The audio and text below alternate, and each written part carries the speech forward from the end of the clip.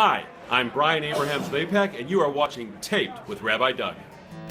We're gonna see Rabbi Doug. We're gonna see Rabbi Doug. We're gonna see Rabbi Doug on your TV tonight. But Daddy, I want to watch Monday Night Football. Forget about Monday Night Football. There's no other thing we're gonna watch on Monday but Rabbi Doug. Yeah, Rabbi Doug on TV tonight.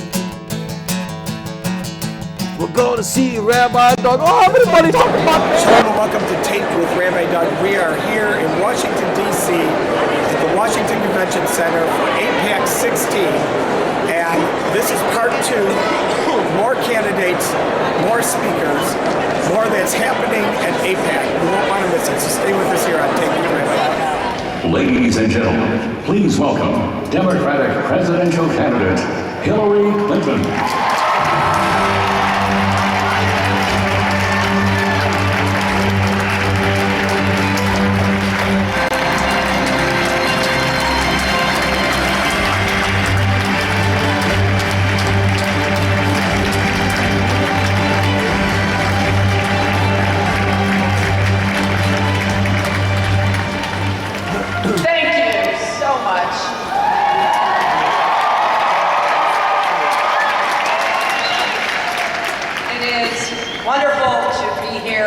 So many friends. I've spoken at a lot of AIPAC conferences in the past, but this has to be one of the biggest yet, and there are so many young people here, thousands of college students from hundreds of campuses around the country. I think we should all give them a hand for being here and beginning their commitment to this important cause. Keep the U.S.-Israel relationship going strong. You know, as a senator from New York and Secretary of State, I've had the privilege of working closely with AIPAC members to strengthen and deepen America's ties with Israel. Now, we may not have always agreed on every detail, but we've always shared an unwavering, unshakable commitment to our alliance and to Israel's future as a secure and democratic homeland for the Jewish people.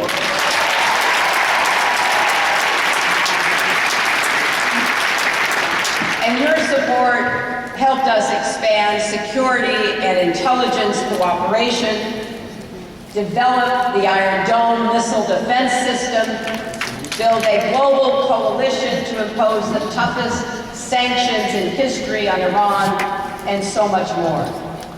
Since my first visit to Israel 35 years ago, I've returned many times and made many friends. I've worked with and learned from some of Israel's great leaders, although I don't think Yitzhak Rabin ever forgave me for banishing him to the White House balcony when he wanted to smoke. Now I'm here as a candidate for president, and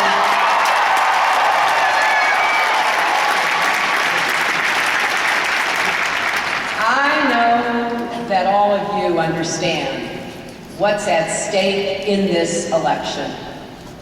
Our next president will walk into the Oval Office next January and immediately face a world of both perils we must meet with strength and skill and opportunities we must seize and build on. The next president will sit down at that desk and start making decisions that will affect both the lives and livelihoods of every American and the security of our friends around the world. So we have to get this right. As AIPAC members, you understand that while the turmoil of the Middle East presents enormous challenge and complexity, walking away is not an option.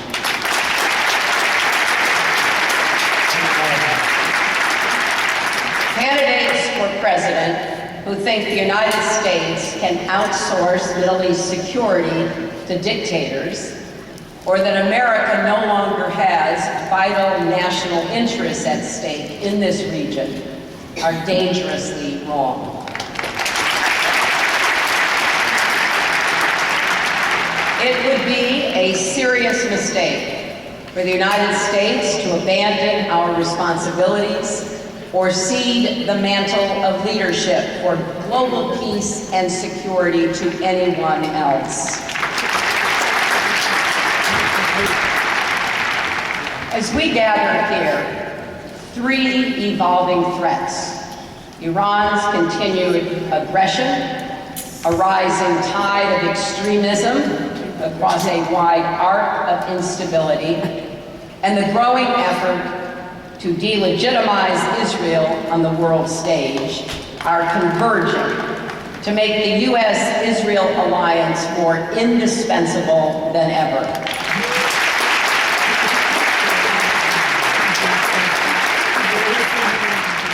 We have to combat all these trends with even more intense security and diplomatic cooperation. The United States and Israel must be closer than ever, stronger than ever, and more determined than ever to prevail against our common adversaries and to advance our shared values.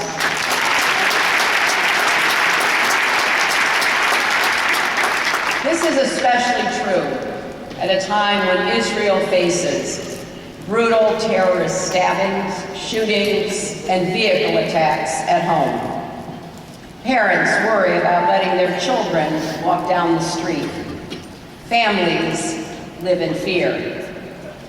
Just a few weeks ago, a young American veteran and West Point graduate named Taylor Force was murdered by a Palestinian terrorist near the Jaffa port.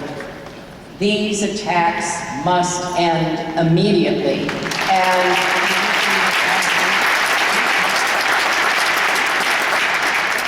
Palestinian leaders need to stop inciting violence, stop celebrating terrorists as martyrs, and stop paying rewards to their families.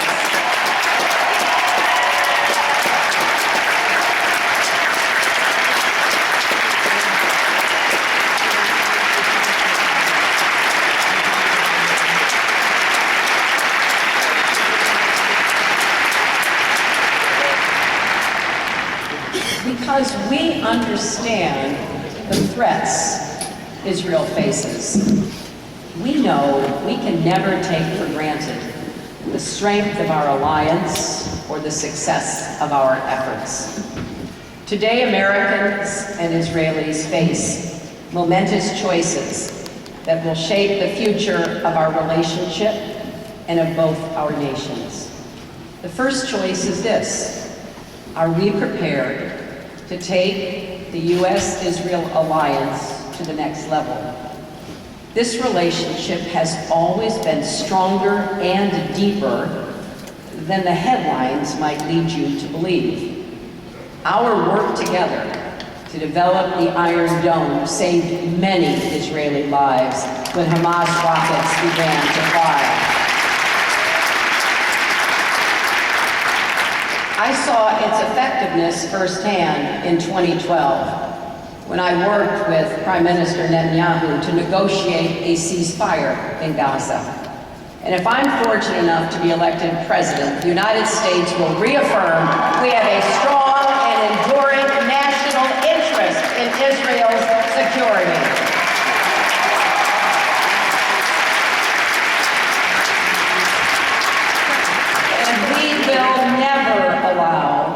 Israel's adversaries to think a wedge can be driven between us.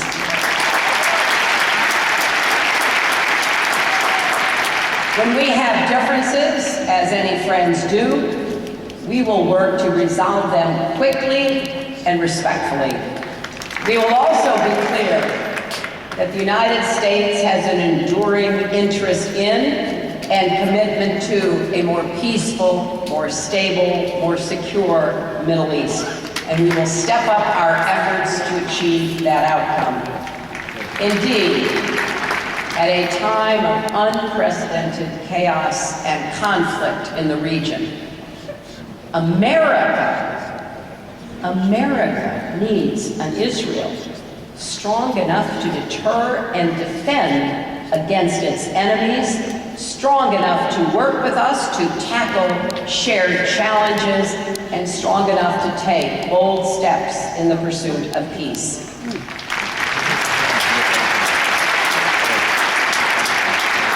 That's why I believe we must take our alliance to the next level. I hope a new 10-year defense memorandum of understanding is concluded as soon as possible to meet Israel's security needs far into the future.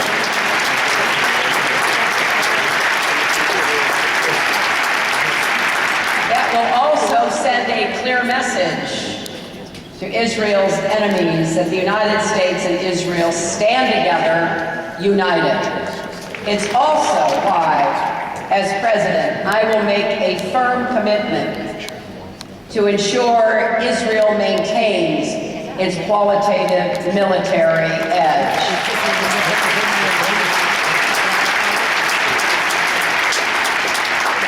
The United States should provide Israel with the most sophisticated defense technology so it can deter and stop any threats. That includes bolstering Israeli missile defenses with new systems like the Arrow 3 and David's Sling. And we should work together to develop better tunnel detection, technology to prevent arms smuggling, kidnapping, and terrorist attacks.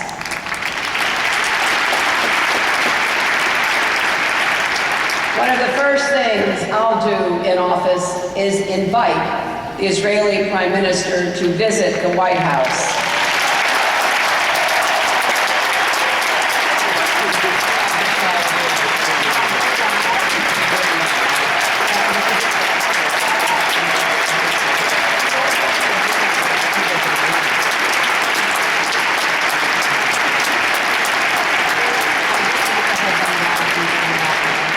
And I will send a delegation from the Pentagon and the Joint Chiefs to Israel for early consultations. Let's also expand our collaboration beyond security. Together we can build an even more vibrant culture of innovation that tightens the links between Silicon Valley and Israeli tech companies and entrepreneurs.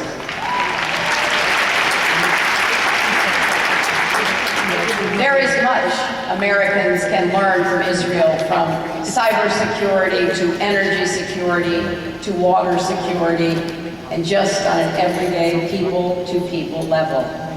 And it's especially important to continue fostering relationships between American and Israeli young people who may not always remember our shared past.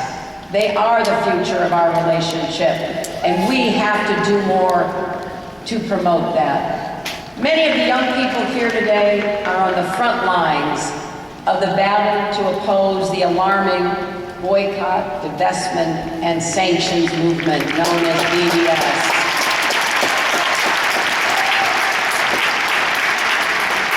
Particularly at a time when anti-Semitism is on the rise across the world, especially in Europe, we must repudiate all efforts to malign, isolate, and undermine Israel and the Jewish people.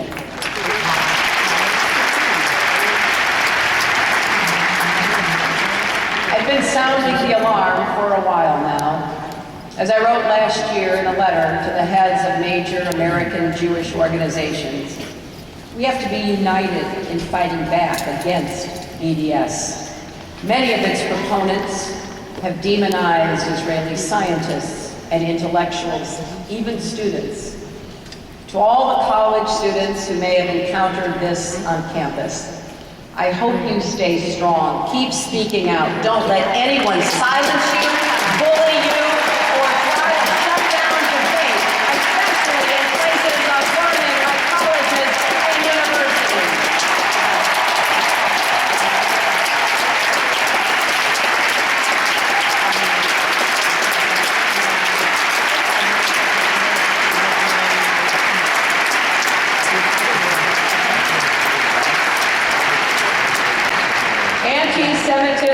has no place in any civilized society, not in America, not in Europe, not anywhere. If you see bigotry, oppose it. If you see violence, condemn it. If you see a bully, stand up to him.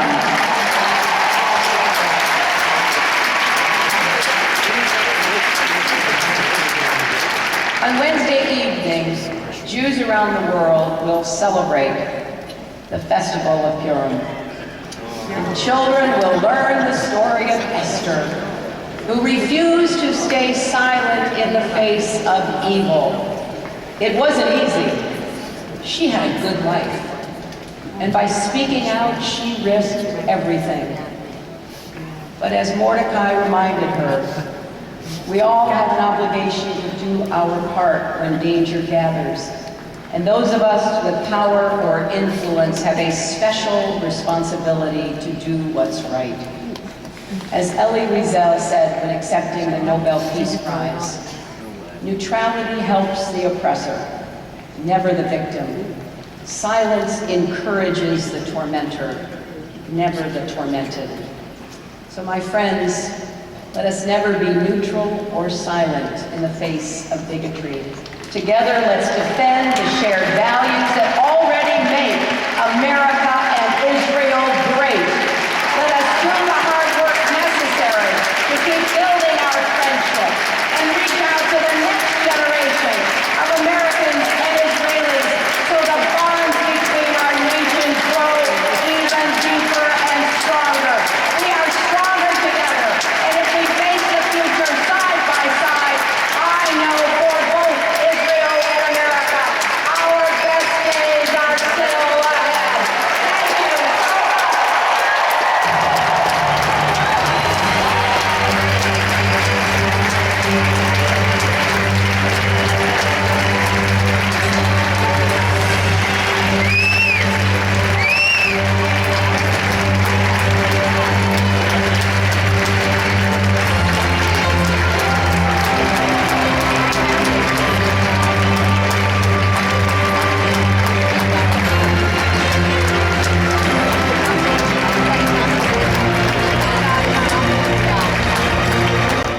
I'm Senator Mark Girk, and you're watching Taped with Rabbi Doug. President William Pincus. Ladies and gentlemen, the Vice President of the United States, Will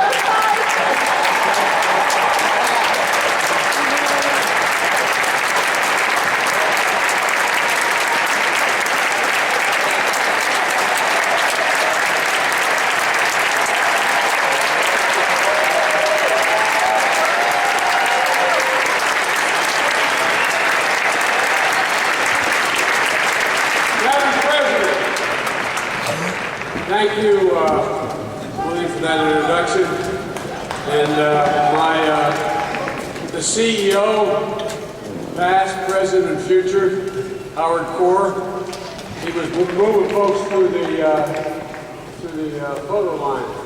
And a couple like acting like he's moving me too quickly. And I said, don't worry, he's been giving me orders for years. And Board Chairman Bob Cohen.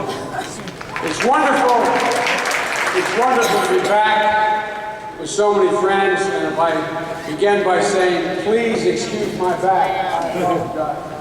But my Lord, what the hell is going to be the next venue? 18,700 people.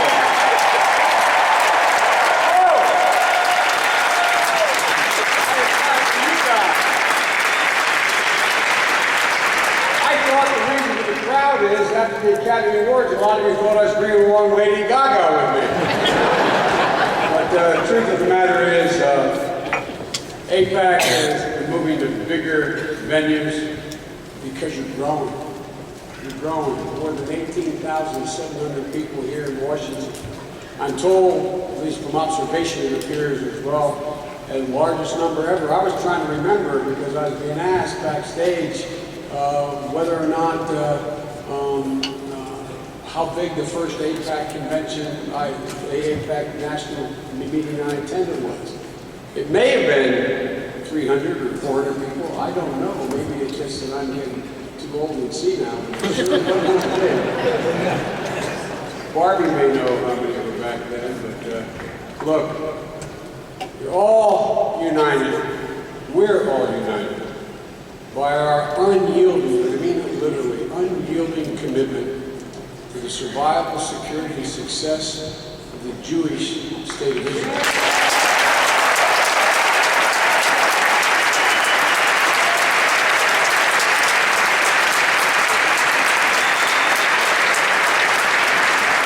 What impresses me most is what I know those of you who have been with AIPAC a long while understand is the lifeblood and the certainty and security.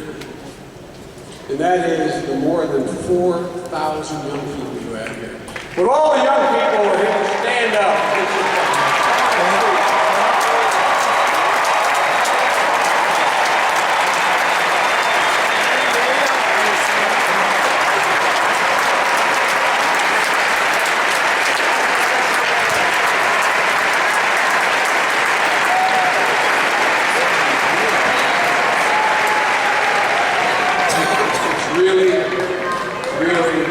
Really important. Teenagers and college kids making an early and enduring promise. I want to thank you for being here. When we talk about the relationship between our two great nations and how to deepen it, it's a generational issue. Generation after generation is the building block upon which we guarantee the success of our endeavor. I want to start tonight by offering my deepest condolences to all the victims wounded by the terrorist bombing yesterday in Istanbul, so many of whom were Israeli citizens. We also know that one of those killed in the blast was an Israeli and two more were Israeli Americans. Our hearts go out to the families. It's so easy to use that phrase. It almost sounds like it's been used so often. It almost sounds like it's meaningless. But we all know. We all know. It's a tremendous void. The loss of those innocent victims leaves the entire communities, entire families. The United States of America stands with our allies, Israel and Turkey, in that fight against terrorism, against the thugs and the cowards who murder innocents and seek to impose their will through fear and intimidation. I was talking with Howard, and we're talking about how much has changed. In one sense, Israel is so much stronger. In another sense, it was so much less complicated when I started as a 29-year-old kid. The United States has never and will never lose our resolve. Israel will never waver. Terrorists cannot and will not, I promise you, prevail. Attacks such as the one that have come to dominate today's news. But at last year's conference, there was only one topic on everyone's mind when I got to speak to you all. The possibility of a nuclear deal with Iran. The stakes for the United States and our partners were immense. For Israel, it's existential. Predictions about what might happen if we reach the deal or fail to reach a deal were rampant. But this year, we're no longer dealing with hypotheticals. There's a real, concrete report.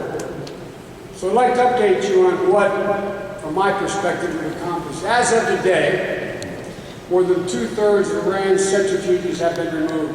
More than 98% of the stockpile of enriched uranium, enough for 6 nuclear bombs, has been shipped out of the country.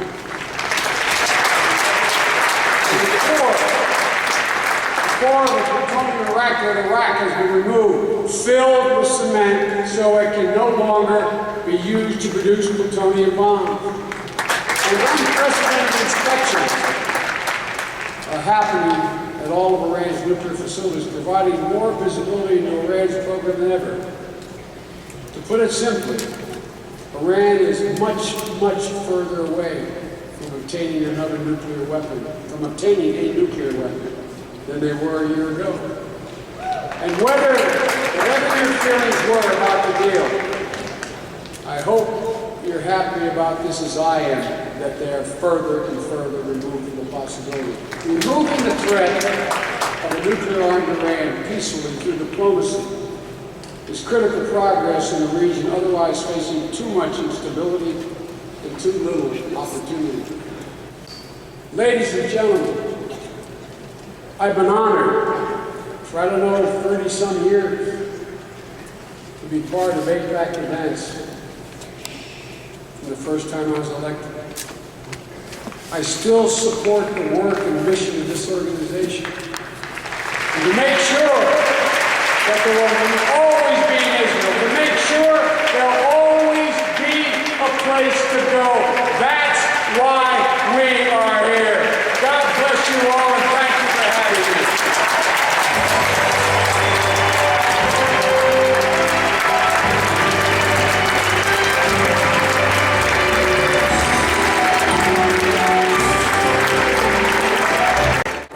That's it for part 2 here at AIPAC 16.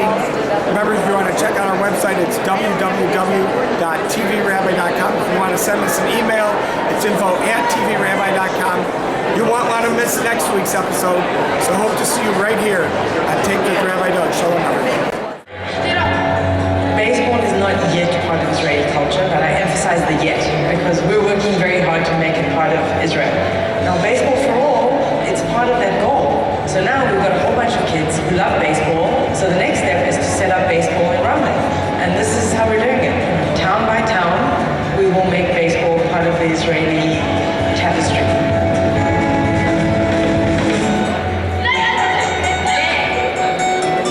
This program is not just about baseball. Hi, I'm Fadi, and this is my friend Nick. And we wouldn't have met if it weren't for baseball. Now, we are teammates and friends. Our coaches, who are with us today, teach us about respect and the rules of the game. They remind us that each of us matters.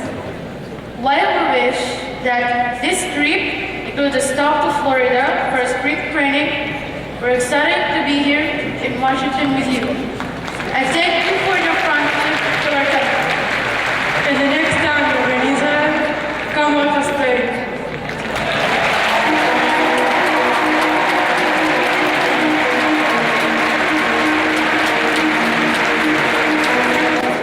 And I'm talking about Rabbi Doug. Talking about Rabbi Doug. Talking about Rabbi Doug on your TV show. Well, he's the rabbi for me. Anytime you need. You're gonna get married or you're gonna die. Gonna see Rabbi Doug. Gonna see Rabbi Doug. Gonna see Rabbi Doug. This has been a Taped with Rabbi Doug production.